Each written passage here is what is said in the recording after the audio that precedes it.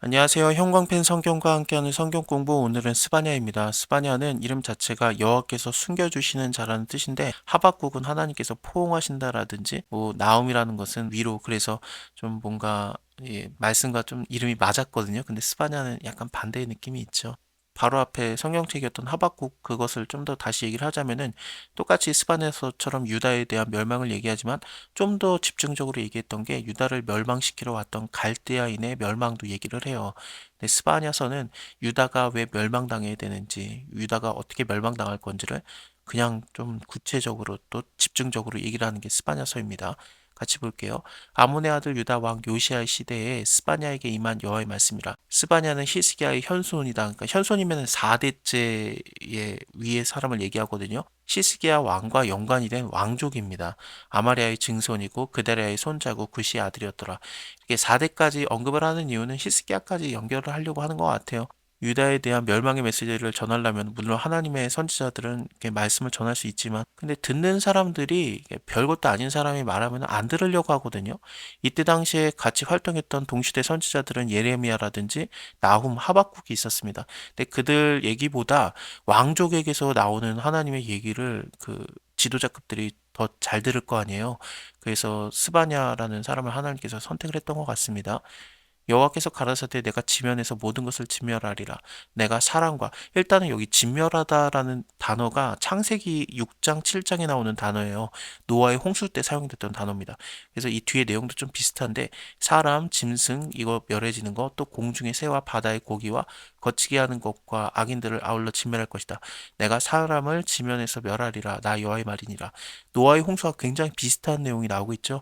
물론 노아의 홍수 때는 바다의 고기라는 내용은 없지만 나머지는 거의 똑같거든요. 내가 유다와 예루살렘 모든 거민 위에 손을 펴서 바알에 남아있는 것을 그곳에서 멸하여서 그마림이란 이름과 그 제사장들을 아울러 멸절하겠다. 여기서 일단은 그곳이라고 하는 곳은 예루살렘을 얘기하고 있습니다. 그래서 스바냐가 지금 예루살렘의 거민이라고 생각을 하면 될 것 같아요.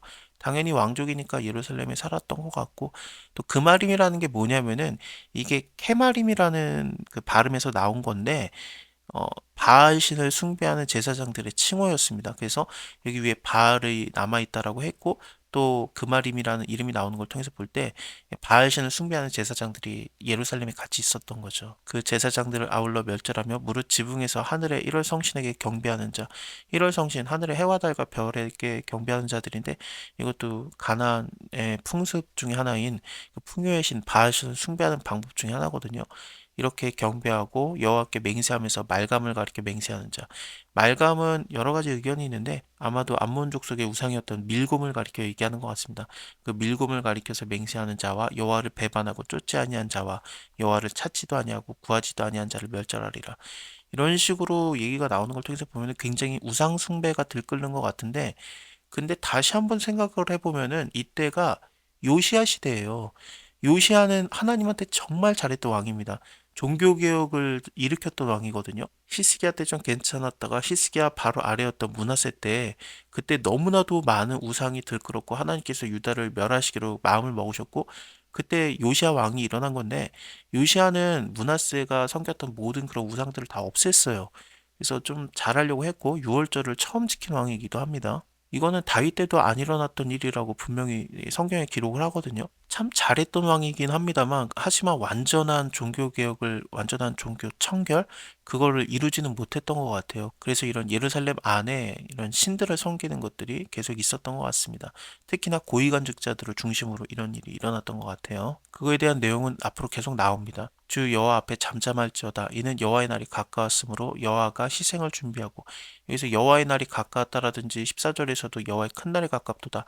요엘서에 나오는 묘사랑 되게 비슷한데 유다가 멸망하는 날은 바벨론에게 져서 멸망되는 날이라고 보는 게 아니라 하나님께서 직접 심판을 내리는 심판의 날, 여호와의 날이라고 표현을 하고 있는 겁니다. 이 날이 가까웠으므로 여호와가 희생을 준비하고 그 청할자를 구별하였습니다. 이 희생을 준비했다라는 것은 유다 백성들이 이제 희생 제물이 되는 거고 또 청할자를 구별하였음이라는 것은 유다를 멸망시키러 오는 바벨론 제국을 말하고 있습니다. 여호와의 희생의 날에 내가 방백들과 왕자들과 이방의 의복들 입은 자들을 벌할 것이다. 그날의 문턱을 뛰어넘어 강포와 괴울로 자기의 주인의 집을 채운 자들을 내가 벌하리라. 이런 지도자급들, 뭐 방백들, 왕자들, 이방의 의복을 입은 자들을 위해서 그 밑에 사람들이 그 백성들의 문턱을 뛰어넘어 다니면서 마음대로 강제로 뺏어가는 듯한 표현을 하는 거죠. 거의 좀 도둑이 들어오는 듯한 느낌도 있잖아요. 정말 도둑처럼 그 백성들의 것을 강제로 빼앗고 배반하고 그래서 자기의 주인 그 방백들과 왕자들의 집에다가 다 채운 거예요. 이방의 의복을 입었다라는 것은 좀 여러 가지 생각을 할 수 있습니다만 아마도 위와 연관을 지켜서 보면은 바알신을 이방 우상신을 섬기는 제사장들의 옷을 입은 자들이라고도 생각을 하면 될 것 같아요. 나 여호와가 말하노라 그날에 어문에서 곡성이 이 어문은 북쪽에 있는 다메섹 문이라는 그것이거든요. 예루살렘 북쪽 방향으로 대적들이 쳐들어올 것이다. 그러니까 곡성이 울리는 거고 또 제2구역에서 부르짖는 소리가 작은 산들에서는 무너지는 소리가 일어나리라. 막데스 거민들아 이 막데스는 예루살렘 남쪽에 있는 지역이에요. 그래서 북쪽이든 남쪽이든 정말 예루살렘이 다 둘러싸여 있는 거죠. 거민들아 너희는 애곡하라 가나안 백성이 다 패망하고 은을 수운하는 자가 끊어졌다. 은을 갖다가 운송하면서 상업적으로 풍부해졌던 것 같아요. 그래서 밑에서도 보면은 은 얘기, 금 얘기가 나오거든요. 그들의 은과 금이 여호와의 분노의 날에 능히 그들을 건져내지 못할 것이다라는 걸 보면은 상업이라든지 무역업을 잘해서 부유해졌던 것 같아요. 그리고 그걸로 믿었던 거죠. 그래서 위에 풍요의 신에 대한 얘기, 뭐 바알 신에 대한 얘기가 이렇게 연결이 되는 것 같습니다. 그때 내가 등불로 예루살렘의 두루 찾아 무릇 찢기같이 가라앉아서 심중에 스스로 이르기를 여호와께서는 복도 내리지 아니하시고 화도 내리지 아니하리라 하는 자들을 벌하리니 하나님께서 이것도 안 하고 저것도 안 한다. 하나님께서 뭐 유다랑 관심이 없고 아무런 뭐 능력이 없는 것처럼 말하는 자들 그들을 벌하겠다. 그들의 재물이 노략되며 그들의 집이 황무할 것이라. 그들이 집을 건축하나 거기 거하지 못하며 포도원을 심으나 그 포도주를 마시지 못하리라. 여호와의 큰 날이 가깝도다. 가깝고 심히 빠르도다. 여호와의 날의 소리로다. 용사가 거기서 심히 애곡하는도다. 그날은 분노의 날이고 환난과 고통의 날이고 황무와 폐괴의 날이고 캄캄하고 어두운 날이고 구름과 흑암의 날이다. 이런 흑암으로 표현되는 것은 하나님께서 진노하고 있다라는 표현으로 많이 사용을 하십니다. 일단은 출애굽기 때도 아홉 번째 재앙이 흑암 재앙이었고 예수님께서 십자가 지실 때도 흑암이 임하지 않습니까? 그러면서 예수님이 바로 엘리 라마 사막다니 하면서 나의 하나님 어찌하여 나를 버리시나이까라고 외치시는데 하나님께서 진노하고 있다라는 표현이 낮에도 흑암이 임하는 거, 캄캄하게 되는 거. 그래서 그 마치 소경처럼 더듬고 다니는 거. 이런 표현은 아모스서에도 나오고 여러 번 표현이 돼요. 모세오경에도 기록이 되고요. 밑에도 내가 사람들에게 고난을 내려서 소경같이 행하게 하리라. 이것도 이 흑암의 날과 연관이 되고 있는 건데 16절을 다시 보면요. 나팔을 불어서 경고하며 경관 성음을 치고 높은 망대를 치는 날이로다. 내가 사람들에게 고난을 내려 소경같이 행하게 하리니 이는 그들이 나 여호와께 범죄하였음이라. 또 그들의 피는 흘리어서 티끌같이 되며 그들의 살은 분토같이 될 것이다. 그들의 은과 금이 여호와의 분노의 날에 능히 그들을 건져내지 못할 것이다. 이 온 땅이 여호와의 질투의 불에 삼키우리니 이는 여호와가 이 땅 모든 거민을 멸절하되 놀랍게 멸절할 것입니다. 수치를 모르는 백성아 모일지어다 모일지어다. 명령이 시행되기 전에 이 명령은 하나님께서 1장에서 이제 유다를 멸망시키겠다고 한 그 명령이거든요. 여호와의 큰 날이 가깝도다 가깝도다 뭐 이런 식으로 나왔고요. 또 황무한 날 황폐한 날이 이르는 것처럼 표현이 됐었고 또 여호와가 이 땅 모든 거민을 멸절하되 놀랍게 멸절할 것입니다. 이런 멸망하는 날이 이르기 전에 광음이 겨같이 날아서 지나가기 전에 여호와의 진노가 너에게 임하기 전에 여호와의 분노의 날이 너에게 이르기 전에 그래야 할 것이다. 그래서 수치를 모르는 백성 하나님을 그 버린 자들이라고 보면 되겠죠. 그들 너네가 이제는 모여서 나에게 회개해라. 여호와의 분노의 날, 진노의 날이 이르기 전에 너희가 그리할지라. 좀 마지막 경고를 하는 듯한 느낌도 있어요. 이렇게 말을 또 하나님께서 하시는 이유는 지금 요시야 시대 때 요시야라는 하나님께 굉장히 잘했던 왕 시대 때 그래도 스바냐서가 전해지고 있는 거기 때문에 하나님의 규례를 지키는 세상에 겸손한 자들이 있었어요. 여호와의 규례를 지키는 세상의 모든 겸손한 자들아 너희는 여호와를 찾으며 공의와 겸손을 구하라. 너희가 혹시 여호와의 분노의 날에 숨김을 얻으리라. 가사가 버리우며 아글론이 황폐되고 아스돗이 백주에서 쫓겨나며 에그론이 뽑히리라. 이 도시들 이름은 블레셋 지역의 도시들이죠. 물론 한 도시 가드까지 포함이 되면은 좀 더 완성적인 느낌이 있는데 5개 도시가 좀 유명하거든요. 근데 가드가 빠졌다라는 게 좀 의아하긴 합니다. 가사, 에스글론, 아스돗, 에그론 요렇게만 나오고 있습니다. 근데 해변의 거민 그레 족속에게 화가 있을진저 이 그레 족속은 그레데 섬이라는 곳에 이주한 블레셋 사람들의 한 족속을 얘기하거든요. 이렇게 섬에 가 있는 블레셋 사람에게도 하나님께서 진노의 메시지를 전하는데 가드가 빠졌다라는 게 조금 의아하죠. 여기 가사가 버리우며 이게 버리우다라는 히브리어가 좀 가사의 그 모음자음을 좀 비슷하게 따라가는 느낌이 있어요. 아스글론이 황폐된다라는 것도 황폐하다가 아스글론을 좀 비슷하게 보여지고 그래서 이런 음률을 맞췄기 때문에 가드가 빠진 게 아닐까라는 의견도 있습니다만 그것도 괜찮은데 가드라는 지역은 유대에 많이 포함이 되기도 했었기 때문에 물론 왔다 갔다 하기는 했었습니다만 가드는 가드 사람 골리앗 아니면은 그 언약궤 옮겨질 때 가드 사람 오베네돔의 집에 그 언약궤가 들어가 있었지 않습니까? 약간 블레셋에도 있었고 그리고 다윗 시대에는 이스라엘 유다 안에도 있었고 왔다 갔다 했던 도시기 때문에 그 가드를 갖다가 여기서 빼버린 것 같기도 하고 그래요. 블레셋 사람의 땅 가나안아 여호와의 말이 너희를 치나니 내가 너를 멸하여서 거민이 없게 하리라. 해변은 초장이 되어서 목자의 운과 양떼의 우리가 거기에 있을 것이며 그 지경은 유다 족속의 남은 자에게로 돌아갈 것이다.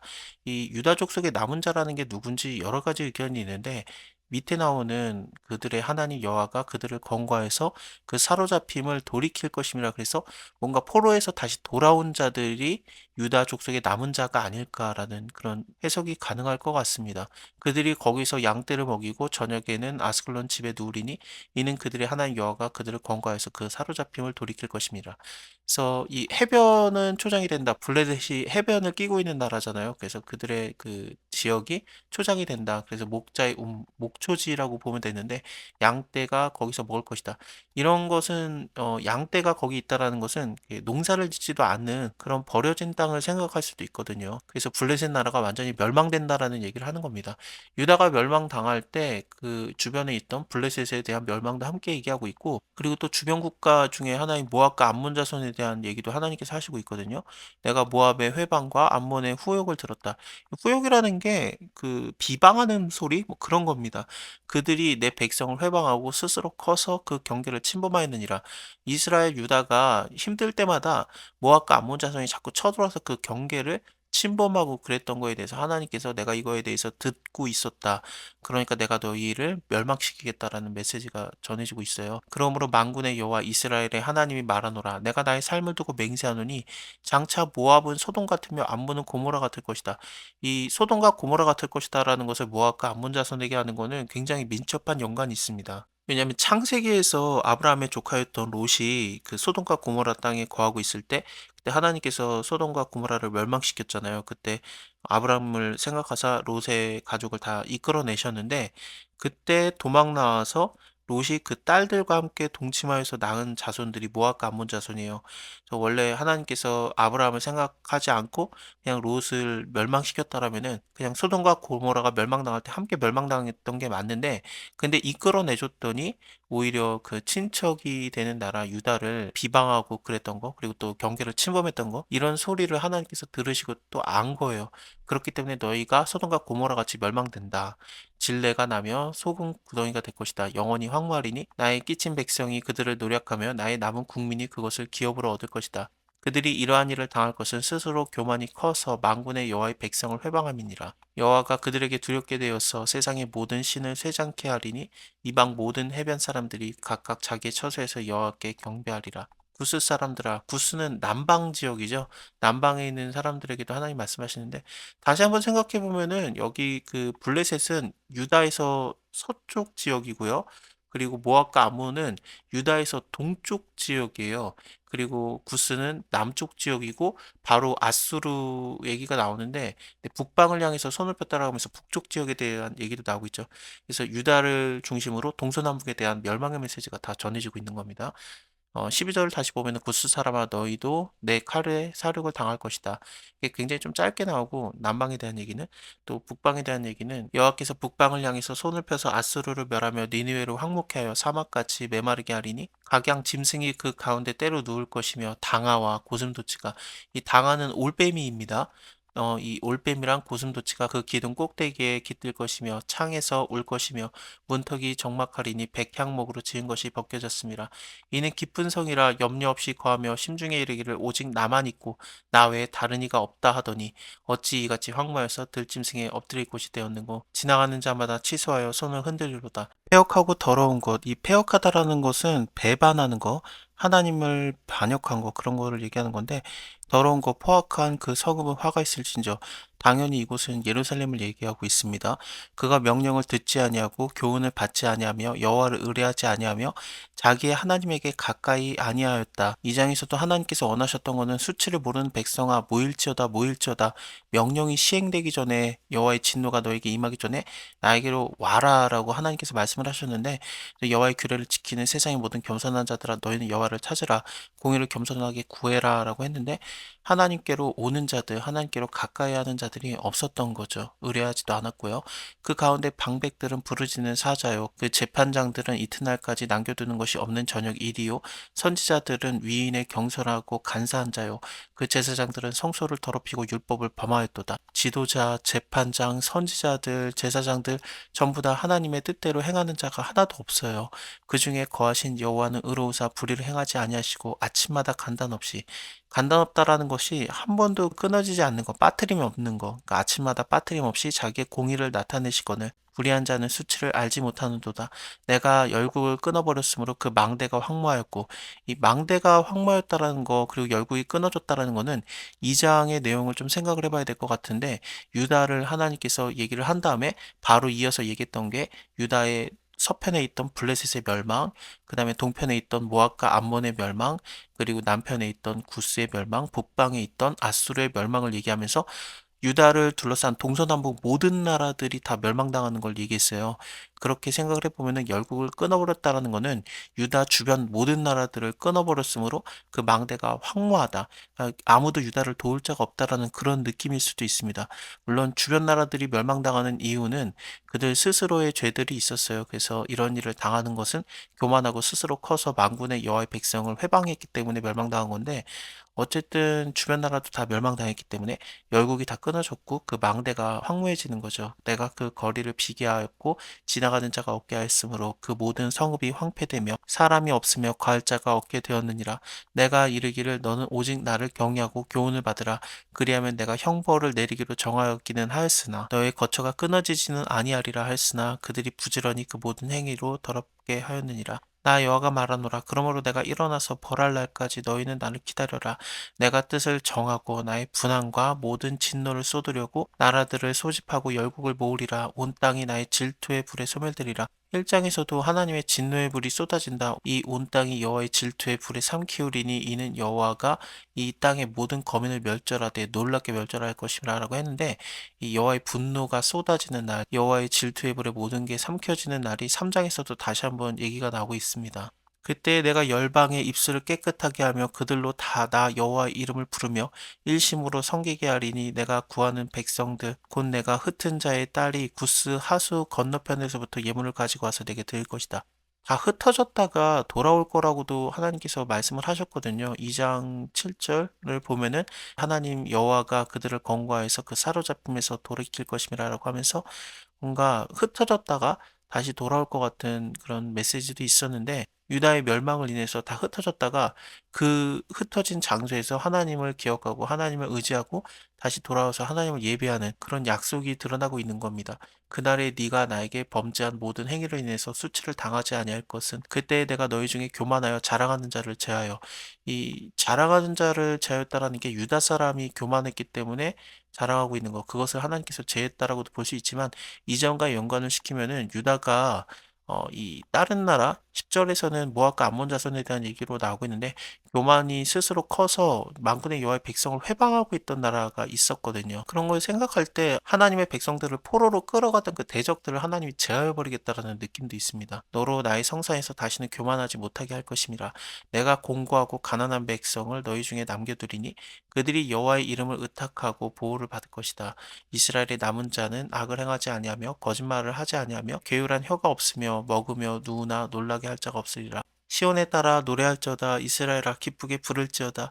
예루살렘에 따라 전심으로 기뻐하며 즐거워할지어다. 여호와가 너의 형벌을 제하였고 너의 원수를 쫓아내었으며 이스라엘 왕 여호와가 너희 중에 계시니 네가 다시는 화를 당할까 두려워하지 아니할 것이라. 그날에 사람이 예루살렘에게 이르기를 두려워하지 말아라. 시온아 네 손을 늘어뜨리지 말아라. 너희 하나님 여호와가 너희 가운데 계시니 그는 구원을 베푸실 전능자라. 그가 너로 인해서 기쁨을 이기지 못하여 하시며 너를 잠잠히 사랑하시며 너로 인해서 즐거이 부르시며 기뻐하시리라 하리라. 내가 대회로 인해서 근심하는 자를 모으리니. 이 대회로 인해서 근심하는 자는 하나님을 예배하는 그 모임 있잖아요. 그것이 무너졌기 때문에 더 이상 예배가 드려지지 않기 때문에 근심하고 있는 자들, 하나님을 예배하기를 원하는 자들이 되겠죠. 그들은 너에게 속한 자라. 너의 치욕이 그들에게 무거운 짐이 되었느니라. 그 치욕이 무거운 짐이 되었다라는 게 이스라엘 유다의 멸망, 그 치욕 자체를 무거운 짐으로 지고 있는 그런 유다 백성들을 얘기하는 것 같습니다. 그때 내가 너를 괴롭게 하는 자를 다 벌하고 저는 자를 구원하며 쫓겨난 자를 모으며 온 세상에서 수욕을 받는 자로 칭찬과 명성을 얻게 하리라. 원래는 온 세상에서 수욕을 받았었어요. 위에도 보면은 내가 모압의 회방과 암몬 자손의 후욕을 들었나니, 그러니까 후욕이라는 게 비방하는 소리거든요. 그들이 내 백성을 회방하고 스스로 커졌다라고 했는데 다른 나라 사람들이 이스라엘 사람들, 유다 사람들을 회방하는 소리가 있었었습니다. 근데 그런 수욕받는 거 이제 끊어지고 칭찬과 명성을 얻게 하겠다. 내가 그때 너희를 이끌고 그때 너희를 모을 것이다. 내가 너희 목전에서 너희 사로잡힘을 돌이킬 때 너희로 천하 만민 중에서 명성과 칭찬을 얻게 하리라. 나 여호와의 말이니라. 하나님의 약속은 단지 저주의 메시지, 심판의 메시지로 끝나는 게 아니라 우리에게 구원의 메시지와 또 우리를 회복시키실 것이라는 하나님의 긍휼과 사랑이 표현이 되고 있습니다. 너무 우리를 사랑해서 기쁨을 이기지 못해요. 잠잠히 우리를 사랑하시는 하나님의 약속이 스바냐서를 마무리하고 있습니다. 자, 오늘 여기까지 보고요. 다음에 학회에서 만나 뵐게요. 감사합니다.